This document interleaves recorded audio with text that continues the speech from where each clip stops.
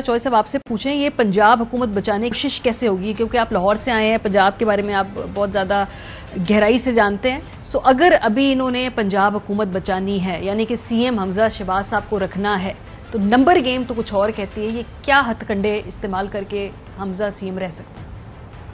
वो एक तो इस पर काम कर रहे हैं, एक बड़े जुगादरी जो सियासतदान हैं वो जनूब की तरफ से ट्रैवल करते हैं इस तरफ, तो उन्होंने बोरियां जो हैं नोटों की साथ रखी हैं और लाहौर में डेरे जमाए हैं और पीटीआई और काफली और ये आज़ाद इनके अंदर 10-15 बंदे ढूंढ रहे हैं कि जिनको हम पैसे दे दें और वो असम्बली से इस्तीफ़ा दे दें, पीटीआई से और असम्बली से और काफ से और असम्बली से। और जो न्यूमेरिकल स्ट्रेंथ है इस वक्त पीटीआई और काफ लीग के इत्तेहाद की जो 190 को क्रॉस कर रही है, उसको उड़ा दिया जाए और उसको जहां इस वक्त है वहीं रह जाए। और यानी हमजा शहबाज को इलेक्शन के ज़रिए 22 जुलाई को जो निकालने का प्रोग्राम है, जो कि वो निकले पड़े हैं जब से यानी इलेक्शन हुआ है, बाई इलेक्शन हुए हैं, तो उनको आगे डाल दिया जाए। किसी के पास मेजॉरिटी नहीं जी, ये है जी, वो जी, फलाना। और साथ अदालती चारा जो ये इलेक्शन कमीशन में उल्टी पुल्टी दरखास्तें प्लस पुलिस गर्दी और इंतज़ामिया, ये इसको एक सबको इकट्ठा करके अब वो तो भाग गए, इनको जो जिन पर तकिया था। अच्छा। क्या रियासती अदारे वो कहते जी अपनी लड़ाई आप लड़ो जी, ठीक है, हमने ना आपके बंदे तोड़ने हैं ना उनके तोड़ने हैं। और जिसके बंदे पैसे लेते हुए पकड़े गए उसको हमने एक्सपोज कर देना, हमारा कोई रिश्तेदार नहीं है, ना हमने निज़ाम को डिस्टेबलाइज करना है ना मुल्क को तबाह कराना। अच्छा, सो विल दिस वर्क? चले, आपने 10, 11, 12 लोगों से इस्तीफे दिलवा दिए इस वक्त, और आपने हमजा साहब की जो सीएमशिप है उसको टेम्पररी, जाहिर सी बात है, एक मिलेगा, सपोर्ट मिलेगी, लेकिन क्या ये लॉन्ग टर्म में वर्केबल फॉर्मूला है? नहीं, उसमें दूसरा हिस्सा भी ऐड कर लेना। और क्या? वो दूसरा भी 15-20 तोड़ के बैठे। अच्छा, माशाल्लाह, there is no end to it. वो तो खान साहब ने कहा था कि क्या हम गुलाम हैं। मैं तो यही सवाल पूछना चाहता हूँ कि क्या हम इतने बेवकूफ़ हैं? ये मुल्क कोई चूजू का मुरब्बा है, ये मुल्क के अंदर मतलब आप ये करना क्या चाह रहे हैं? यही हमजा शहबाज उस दिन जब सुप्रीम कोर्ट रजिस्ट्री लाहौर के अंदर हेयरिंग हुई थी तो हमजा शहबाज साहब ने बाहर आके प्रेस कॉन्फ्रेंस की थी। अगर हमारे प्रोड्यूसर साहब वो शॉट निकाल सके, मेरे जहन में आया था, उन्होंने कहा था कि जी बाई इलेक्शंस होने जा रहे हैं, बाई इलेक्शंस में अवाम जिसको वोट देंगे हम उसके ऊपर 100 बिस्मिल्लाह कहेंगे, ये उनके अल्फाज थे। तो ये किसको बेवकूफ बनाना चाह रहे हैं? ये करना क्या चाह रहे हैं?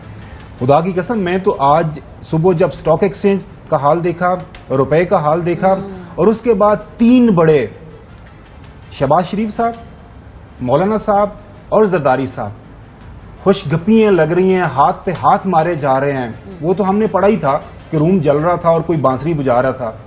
ये क्या पैगाम देना चाह रहे हैं? अच्छा, वैसे हुकूमत जाने से पहले मैंने ना अक्सर जब हुकूमतें जाती है ना, उससे पहले ना इस तरह के विजुअल्स रिलीज किए जाते हैं प्राइम मिनिस्टर हाउस से। आपको याद है खान साहब के जाने से पहले, ख्याल में नवाज शरीफ साहब के जाने से बहुत पहले अच्छा हो रहा है, इनको यही करना चाहिए। मेरी ख्वाहिश है माजरत के साथ कि ये 22 को ये पीटीआई के बंदे उठाएं, उनको खरीदें, उनको मारें, उनको अगवा करें, ताकि इस मुल्क की आवाम को पता चले कि कौन सही है या कौन गलत है।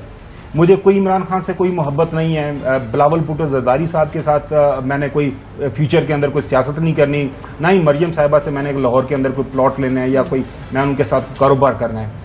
मेरा क्या है, मैं ये चाहता हूं कि इस मुल्क के अंदर आइन और कानून की हुक्मरानी हो, इस मुल्क की अवाम जिसको वोट देना चाहते हैं उनको वोट दें, और वो जो पॉलिटिकल पार्टी है, पॉलिटिकल लीडर है, इसके मुल्क के ऊपर हुक्मरानी करे। ये बनाना रिपब्लिक की हमने तारीफें सुनी थी, ये तो पता नहीं इस मुल्क को कौन सी रिपब्लिक बनाने चाह रहे हैं। मान लिया एस्टैब्लिशमेंट ने कहा हम बिल्कुल इस सारे खेल से बाहर हैं, बहुत अच्छी बात है, अदालतों के फैसले मौजूद हैं। अब ये हमारी सियासत के तो अपने आप को ये बड़े कहते हैं, और ये जुमा 8 दिन उन्होंने बयान दिए हैं, सुप्रीम कोर्ट को इंश्योरेंस दी है। अब सुप्रीम कोर्ट के हुक्म के हवाले से ये जो बातें कर रहे हैं, आज आपने ख्वाजा साद रफीक की प्रेस कॉन्फ्रेंस सुनी है, बड़ी बिल्कुल हम सुन रहे थे, और जिस तरीके से उन्होंने कहा कि देख लें हमें दीवार से ना लगाएं वरना, तो मुझे लगता है वो जो पुराना बयानिया नहीं जो पीएम, मेरे ख्याल में ये भी अच्छा हो रहा है। ले नाम बताएं लोगों को कि किसने आपको डराया था, बताएं कि किस वजह से आपने, जो कहते हैं नहीं हो इस मुल्क के अंदर जनाबे आला वो जो बारूदी सरंगे हमें दिखाई गई थी, लेकिन हमने मुल्क की मोहब्बत में ये फैसला किया था रियासत बचाने के लिए। आप इतने साथ है बारूदी सरंग तो और लगाई है जो आज डॉलर जो है 226 पर और स्टॉक एक्सचेंज जमीन बोस हो गई है। ये क्या कर रही है वहां? हंसी मजाक समझते हैं इसको। मुल्क का बेड़ा गर्क हो रहा है और मैं पकड़ूंगा अदारों के सरबराहों को भी और इन लोगों को भी जिनके आज आपने 100 दिन हो गया जिनको हुकूमत में आए हुए और जिन्होंने तबाही कर दी है। ना आवाम के हिसाब से कोई फैसले ही नहीं लिए, बैठे रहे, इंतजार करते रहे भाई या फैसले कर लें या फिर चले जाए। फैसला तो बड़ा छोटा लफ्ज है भाई, there is no government at all.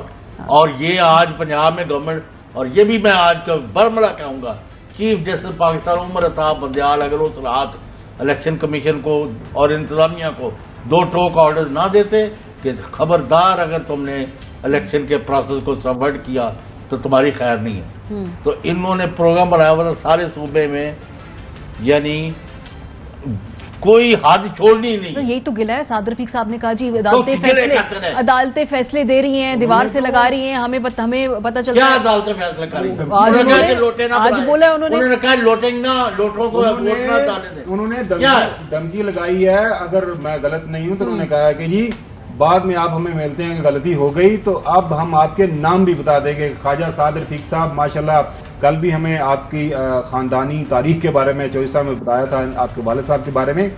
और खुदारा नाम ले लें, बता दें हमें कि कौन किसने आपके खिलाफ फैसला किया था। मैं तो कहती हूँ पीटीआई वाले जो कह रहे हैं हम नाम ले लेंगे, वो भी नाम ले लें, और ये जो पीएमएलएन वाले ये भी नाम ले लें। जिनके नाम लेने ले लेना। अब देखो एक दफा खत्म हो रहे ये मामले। हम तो किसी के रिश्तेदार नहीं का खबर गवर्नमेंट और मारिया, हम तो कोई अपने मेरिट्स पर जो समझते, हमारी अकल उतनी अच्छी हो सकती है या नहीं ये तो अल्लाह को पता है, लेकिन हम जो सही समझते वो करते, हमने तो कोई लेना देना नहीं। जब पीटीआई कर रही थी फौज के अदारों पर एक्स वाई फलाना टमकाना, मैं तफसील में नहीं जाना, तो मैं तो यहाँ बैठ के यही कह रहा था कि वो कहते जाओ हमें एविडेंस दो।